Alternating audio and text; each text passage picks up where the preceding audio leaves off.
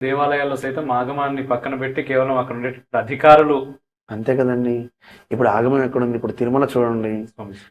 1464 18వ తారీఖు జనవరి నెల, ఉమ్, 18వ తారీఖు ఉమ్, 1464లో సాల్వదేవరాయలని ఆ మహానుభావుడు వేయికాళ్ళ మండపం అక్కడ నిర్మాణం చేయించారు.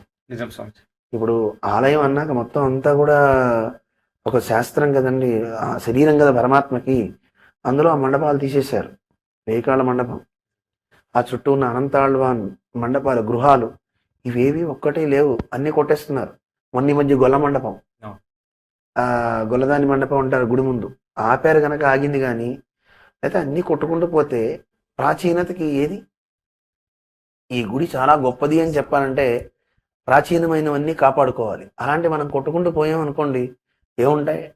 ఇది తప్పురా అని అంటే మిగతా వాళ్ళందరూ ఆ ధనానికి లోబడో, లేదు అధికారులు ఏమన్నా అంటారనో దానికి వశపడిపోయి దానికి తందాన అంటున్నారు తప్ప ఎవరు నిలబడే వ్యక్తులు లేరు. చిత్తశుద్ధి అనేది లేదు. ఇప్పుడు శరీరంలో ఒక అవయవం గనక పోతే వాడు అంగవైకల్యం కలిగిన వాడు అవుతాడు. దేవాలయంలో కూడా కేవలం లోపలుండే మూర్తి ఒకటే కాదు, దేవాలయంలో ఉండే ప్రాకారం కూడా దేవుని శరీరమే.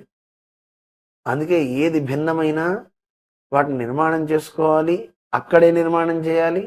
వాటిని చక్కగా యథాప్రకారం ఇదివరకు ఎలా ఉందో అలా నిర్మాణం చేసి మళ్ళీ శాంతి చేసుకోమని చెప్తాను. అంటే దేవుడు అవయవం. ఇప్పుడు మన శరీరం ఇంతున్నా చర్మము, గోరు అన్ని ఇంపార్టెంటే కదండి. ఊడిపోయే వెంట్రుకలకు కూడా అవదాలు రాసి మనం మొలకెత్తించుకుంటున్నారే. నిజం. అన్నీ ఇంపార్టెంట్ అవుతున్నప్పుడు ఆలయంలో ఉండే ఆ వేకాళ్ళ మండపము, లేదు అక్కడ వెంగమాంబ వాళ్ళ గృహాలు, అనంతాళ్వాన్ గృహం, ఇవన్నీ ఒకటి ఉన్నాయండి. ఇప్పుడు ఏమీ లేవు కదా.